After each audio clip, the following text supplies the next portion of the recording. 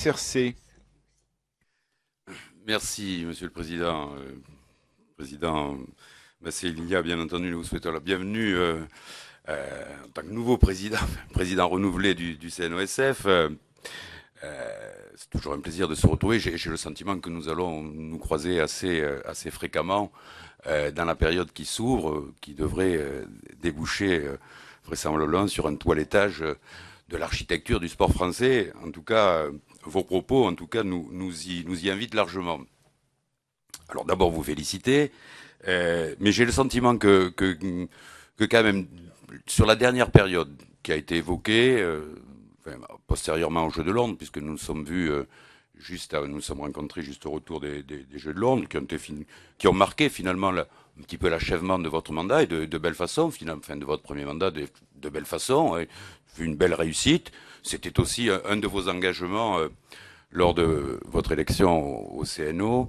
Il y a eu d'autres chantiers que vous avez ouverts. Vous avez dit avoir réalisé un mandat technique et avoir satisfait aux objectifs que vous étiez fixés. D'ailleurs, un des derniers exemples en date est effectivement la désignation de Tony Estanguet au Comité international olympique au titre des athlètes. Et c'est assez surprenant d'ailleurs, puisque je le mets en relation avec finalement les projections que vous faites sur ce que pourrait être l'organisation du sport en France finalement demain. Et quand je pense à Tony Estanguet, qui est réellement pour moi le produit, l'illustration même de ce qu'on peut appeler le modèle français chez nous.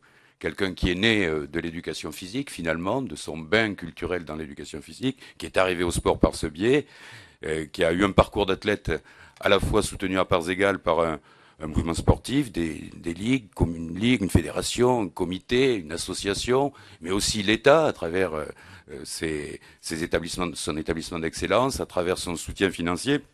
Et il me semble qu'il incarne la représentation du sport français.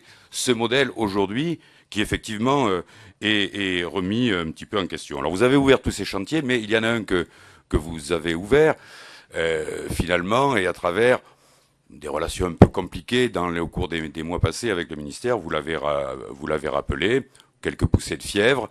Il y en a eu d'autres, hein, avec d'autres ministres précédemment, il y a eu d'autres poussées de fièvre. Alors qu'on a un objectif commun, c'est, je pense, partagé. Et je crois que tous ici, c'est effectivement au bénéfice du sport français, c'est que de plus en plus de Français et de jeunes pratiquent le sport. Vous l'avez dit, trop de jeunes ne pratiquent pas, mais ne pratiquent pas en club.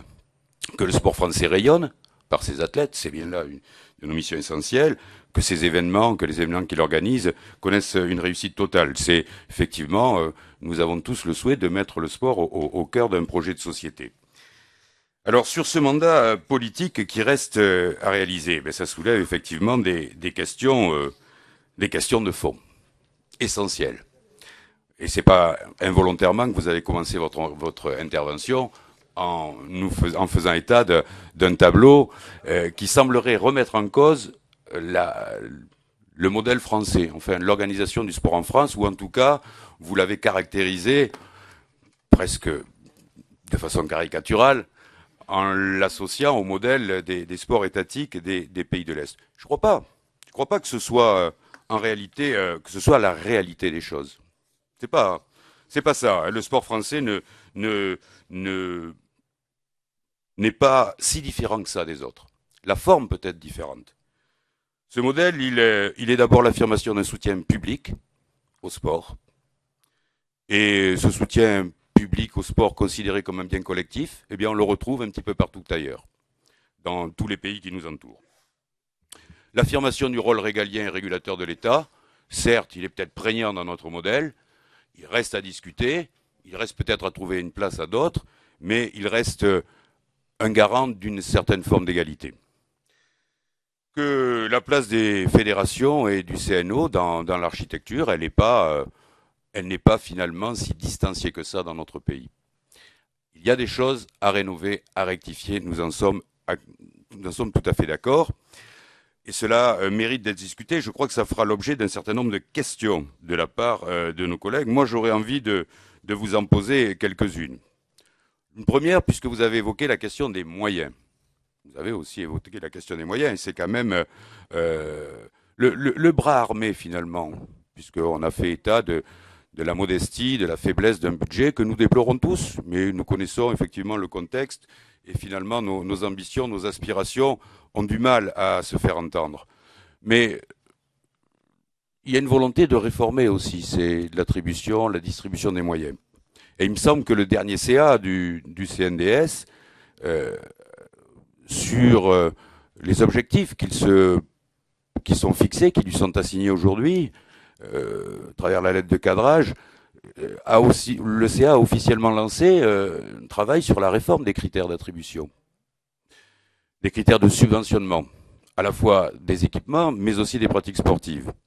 Sur une lettre de mission claire, moi, ce sera ma première question, je souhaiterais, Président, que vous nous précisiez de quelle façon le président du CNOSF entend répondre à cette sollicitation et de quel est le type de proposition que vous allez formuler ou que vous avez formulé pour rénover les critères d'attribution, de subventionnement du CNDS.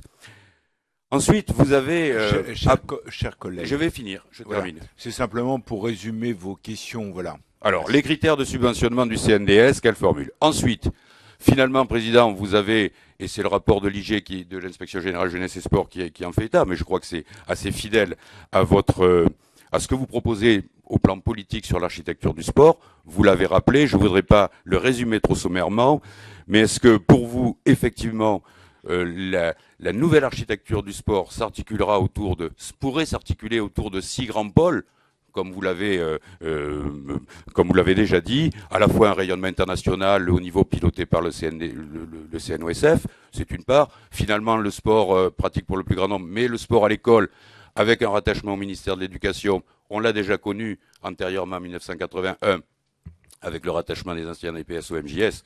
Donc on connaît ça. Est-ce que c'est ça l'architecture? Est-ce qu'il, pour vous, c'est l'éclatement avec des chefs de fila clairement affirmés qui, pour vous, seront demain, ou pourraient être demain, l'architecture du sport français? Voilà, je m'en arrête là, Président, pour ne pas... Merci. Je connais votre engagement et votre passion, et je pense que vous avez encore plein d'autres